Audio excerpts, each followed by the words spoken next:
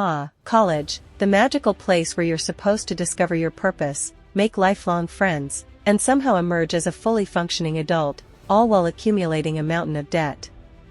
It's the cornerstone of the American dream, right? Well, not so fast. Let's rewind to when a degree was your golden ticket to financial stability and a job that didn't involve wearing a name tag. Spoiler alert, times have changed. Back in the post-World War II era, the GI Bill turned higher education into an all-you-can-eat buffet for veterans. By the 1960s and 1970s, college was practically a cheat code for upward mobility. Get a degree, they said, and you'll land a cushy job and a house with a white picket fence. For older generations, this advice worked. So, naturally, they passed it down. But fast forward a few decades, and suddenly everyone and their dog had a degree. Oversaturation much? Now, that once shiny diploma isn't worth quite as much. On paper, college sounds amazing. Higher lifetime earnings? Check. Skipping the dreaded experience paradox, needing experience to get a job and a job to get experience? Let's hope so. Plus, let's not forget the endless parties, personal growth opportunities.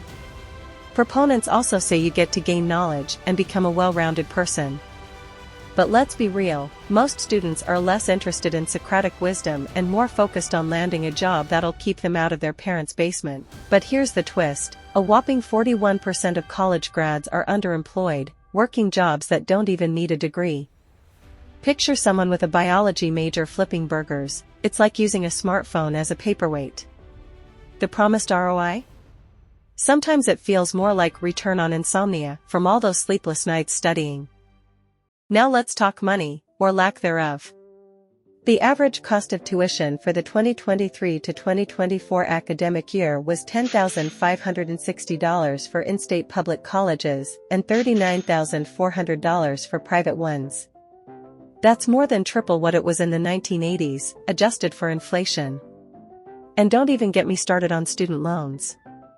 Americans collectively owe over $1.7 trillion, with the average borrower lugging around $37,000 in debt.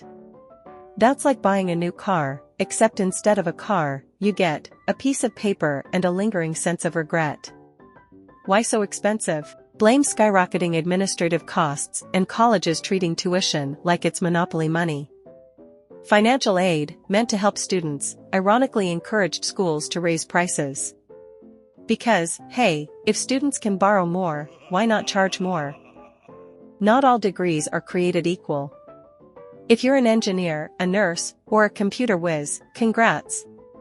Your ROI is solid. You're likely to land a stable, well-paying job. But if your degree is in interpretive dance or underwater basket weaving, sorry, fine arts majors, you might struggle to break even. Sure, those fields are fulfilling, but good luck explaining that to Sally Mae. Hi, yes, I'd like to defer my loan payments. No, I don't have a job yet, but my macrame skills are top-notch. Here's the kicker, many jobs don't even need a degree anymore. Companies like Google, IBM, and Tesla are ditching degree requirements, focusing instead on skills and experience. Coding bootcamps, apprenticeships, and YouTube tutorials are gaining traction as alternative pathways, thanks to the internet.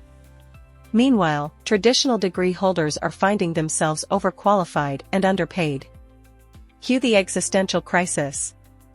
For those who skipped college entirely and went into trades, the story is often very different. Plumbers and electricians are laughing all the way to the bank, while some graduates are still trying to explain how their comparative literature degree is a transferable skill. So, is college worth it? The short answer, it depends. College can still open doors, but it's not the guaranteed jackpot it used to be. With soaring costs and changing workforce dynamics, prospective students need to ask hard questions. What's the ROI of your degree? Are there alternative routes? And most importantly, how many instant noodles are you willing to eat to pay off that debt? If it's for the knowledge, you can probably learn it on the internet or at your public library. They have books, remember those?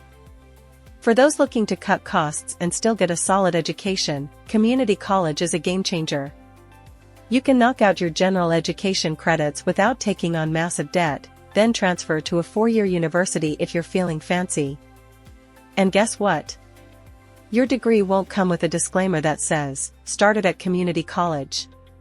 Employers only care that you have the degree, not where you started.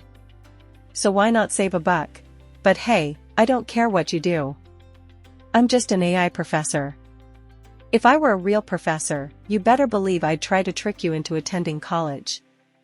Well, that's all for this video. Goodbye.